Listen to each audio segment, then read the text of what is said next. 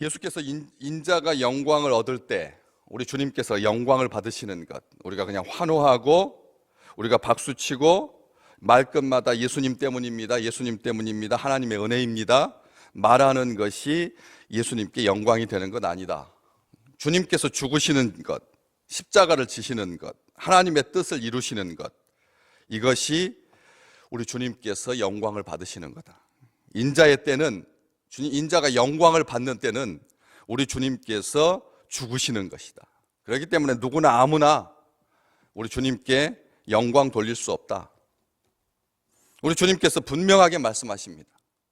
그러면서 하늘의 미랄 이야기를 하시죠. 땅에 떨어져 죽어야 한다. 그래야지 많은 열매를 맺는다. 인자가 죽어야 사람들이 구원을 받을 수가 있다.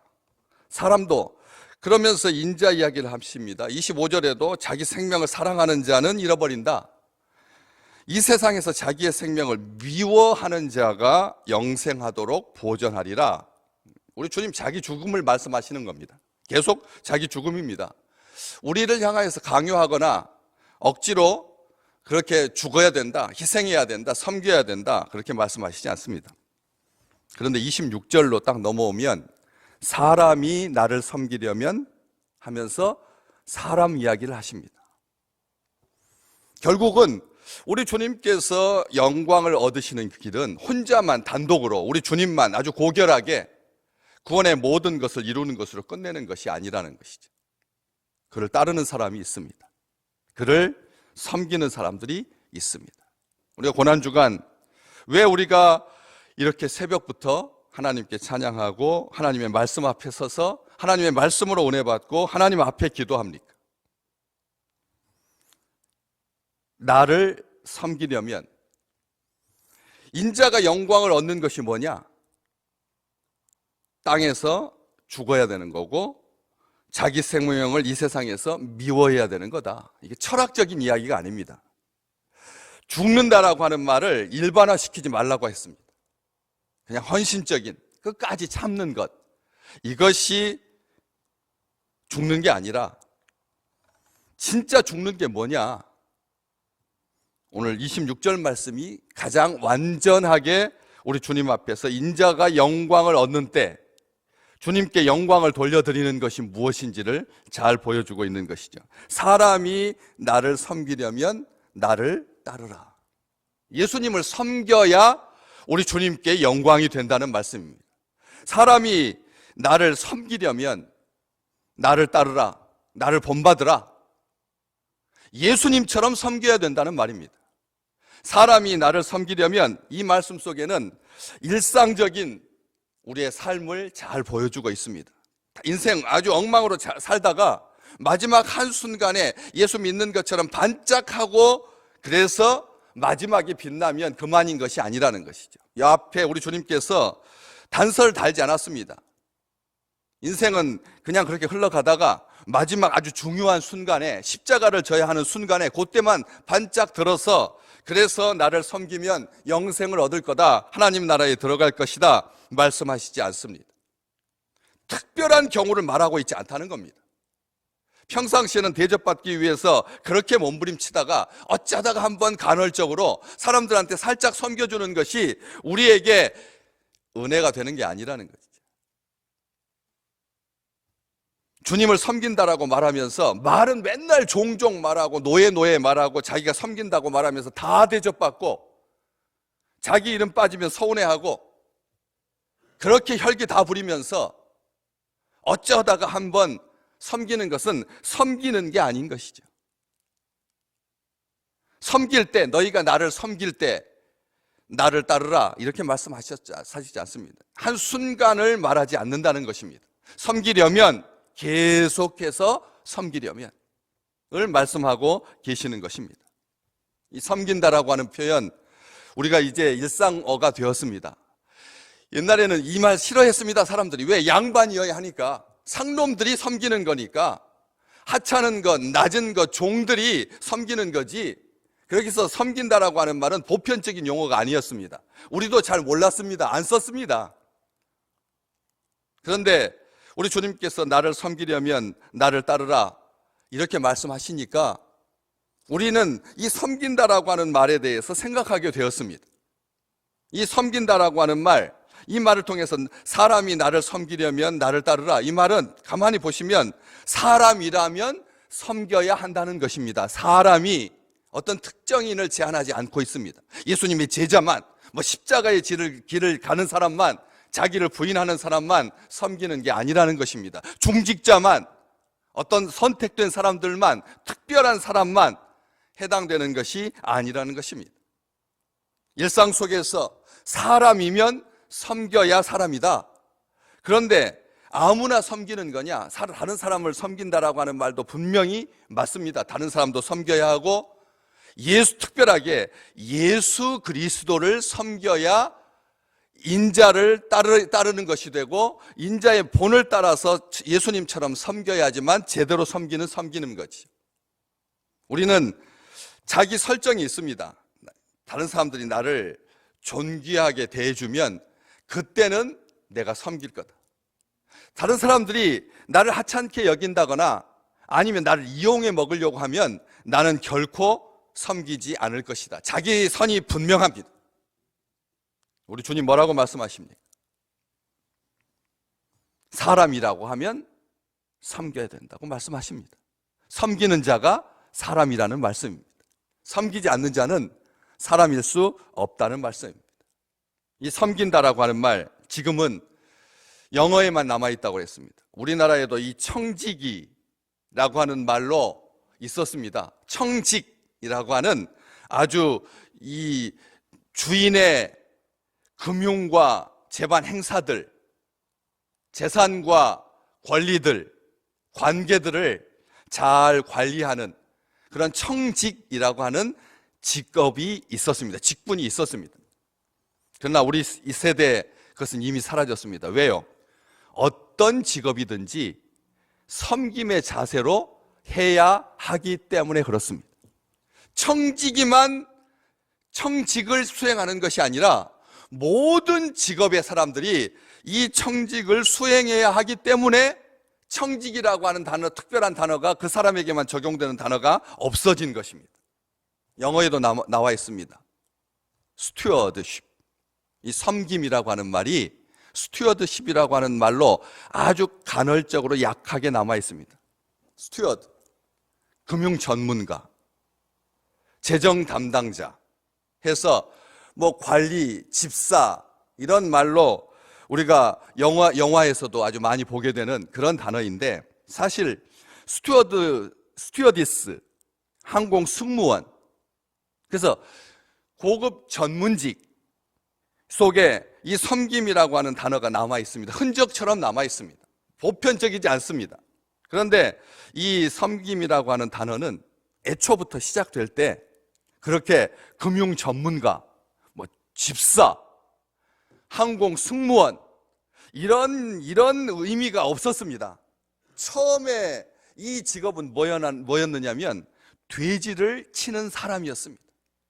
돼지 치는 자가 스튜어드였습니다. 이 단어의 어원이 돼지를 치는 사람들에게 적용되는 단어였다는 것입니다. 우리가 생각하는 것처럼 나비 넥타이하고 양복 정장하고 수건 옆에다 흰 수건 두르고 그렇게 진정 존경하는 사람을, 진정 손님을, 귀한 자들을 섬기는 자가 아니라 돼지치는, 아주 하찮은, 더러운 일을 감당하는 그런 사람들에게 붙여주는 단어였다는 것이죠. 그런 직업을 가진 사람들이 바로 이 섬기는 자였습니다. 그런데 지금은 어떻습니까? 굉장히 존귀한 단어가 되었습니다. 또 예수님께서 이 말씀을 하고 계실 때 헬라어에서 이 섬기려면이라고 하는 단어는 집사의 일을 보려면 어떻습니까? 교회의 모든 직분자들은 섬겨야 한다는 말씀입니다. 직분자들은, 예수님을 사랑하는 사람들은, 예수님을 섬기는 자들은 사람도 섬기고 우리 주님도 섬기고 교회도 섬긴다라고 하는 것이죠. 우리 주님 어떻게 섬겨야 합니까? 나를 따르라 말씀하셨습니다. 나를 본받으라 말씀하셨습니다. 주님께서 어떻게 섬기셨습니까? 제자들의 발을 씻기시면서 내가 너희에게 본을 보였노라 이렇게 말씀하셨습니다. 발을 주님께서 씻기셨습니다. 제자들의 발을 씻기는 스승은 인류 역사에 없었습니다. 이 세상에 그렇죠. 자기 제자 사랑했죠. 어떤 스승이 자기 제자를 사랑하지 않겠습니까? 부모의 마음으로 제자들을 사랑했습니다. 그러나 발을 씻기는 스승은 없었습니다.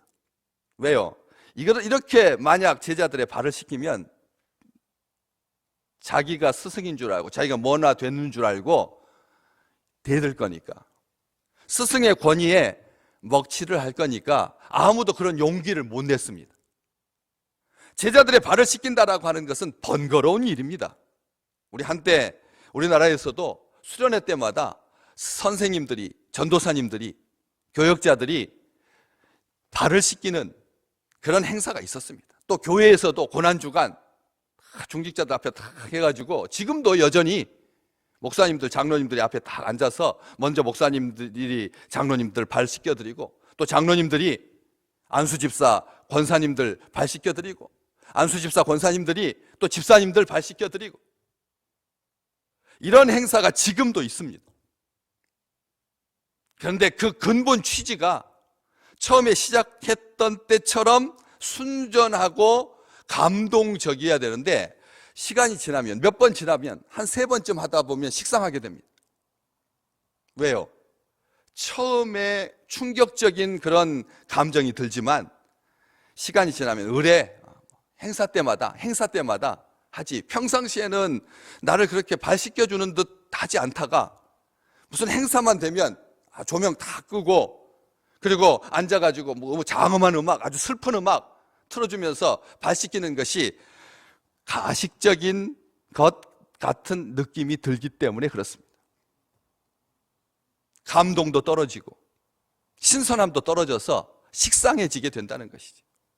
우리 주님 어떻게 섬기셨습니까? 끝까지 섬기셨습니다. 믿고 신뢰하는 마음으로 섬기셨습니다. 땅에 떨어져 죽으셨습니다. 이 세상에서 자기의 생명을 미워하셨습니다. 우리 주님께서 끝까지 섬기셨습니다. 강도를 끝까지 섬겼습니다. 오늘 네가 나와 함께 낙원에 있으리라. 우리 주님께서 섬김 마땅히 받으셔야 합니다.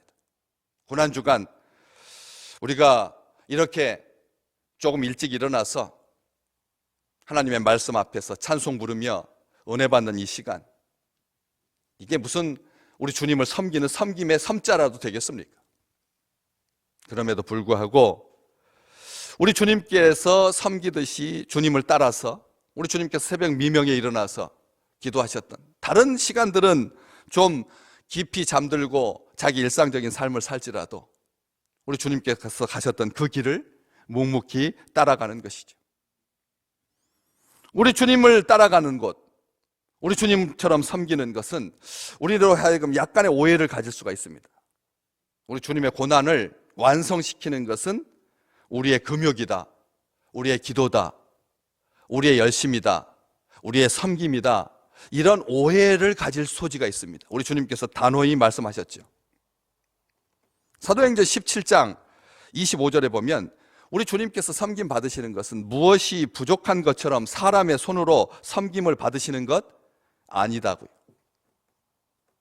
우리 주님께서 섬김 받으시는 것은 우리 주님께 무엇인가 부족해서 사람의 손으로 섬김 받으시는 것 아니라고 분명히 말씀하셨습니다. 우리의 섬기는 섬김은 하늘까지 하나님께서 기뻐하시는 섬김입니다. 자녀들이 부모를 섬긴다 할 때 그 섬김이 100점짜리 완전한 그런 섬김이겠습니까? 조금 부족하고 조금 미약할지라도 그 섬기는 그 섬김을 기쁜 모습으로 반응하듯이 우리 주님을 향한 이 섬김은 놀라운 섬김인 것이죠. 그런데 이 섬김, 이 섬기는 자에게 주는 축복이 훨씬 깁니다. 사람이 나를 따르려면 사람이 나를 섬기려면 나를 따르라 이렇게 말씀하시고 그 뒤에는 다 축복입니다. 뭡니까? 나 있는 곳에 나를 섬기는 자도 거기 있을 거다. 궁극적인 영광, 하나님 나라의 영광이죠, 사실은. 나 있는 곳에 나를 섬기는 자도 있을 것이다. 주님께서 계셨던 곳, 하늘의 영광만을 차지하고 계시지 않았습니다. 고난의 현장, 죽음의 자리, 십자가의 길, 그 길도 우리 주님께서 가셨던 그 길이죠. 그렇기 때문에 섬기는 사람들은 항상 날마다 꽃길을 걷는 것이 아니라 때로는 오해를 받고 때로는 모욕까지 당하고 핍박당하고 위험한 곳일 수 있습니다. 그리고 심지어는 죽을 수도 있습니다. 아프리카에 가서 그 현지 원주민들을 섬긴다라고 하는 말은 자기 목숨을 내거는 일입니다. 그런데 주님 뭐라고 말씀하셨습니까? 그 자리에 내가 있겠다. 나 있는 곳에 나를 섬기는 자도 거기 있으리라. 확정해 주셨습니다. 오늘 우리 믿음의 식구들이 어디서 주님을 만나 뵐 겁니까? 섬기는 자리에 주님께서 함께 계실 것입니다. 섬기는 곳에, 우리 주님을 섬기는 자리에, 주님처럼 사람을 섬기는 자리에 우리 주님께서 함께 계실 것입니다. 마지막 말씀이 더 중요합니다. 사람이 나를 섬기면 내 아버지께서 그를 귀하게 여기시리라. 우리 하나님이 섬기는 사람들, 주님을 섬기는 사람들, 주님처럼 오해받고 비난받으면서도 그래도 끝까지 발설하지 아니하고 자기의 진정성을 보이기 위해서 속을 내보이지 않아도 우리 하나님께서 아시면 족한 줄로 믿습니다. 우리 하나님은 만민에게 생명과 호흡과 만물을 친히 주시는 분이십니다. 하나님께서 귀하게 여기신다. 우리 주님 말씀하십니다. 귀하게 여긴다라고 하는 말은 높이신다는 말입니다. 귀하게 여기신다는 말은 영원한 생명의 지극한 복을 주신다는 말이죠. 영화롭게 하시고 보호하시고 소중히 여기시는, 이 세상에서 이 복보다 더 큰 복이 어디가 있겠습니까? 진정 이러한 주님의 복을 누리는 우리 아름다운 식구들 되시기를 주의 이름으로 축복합니다.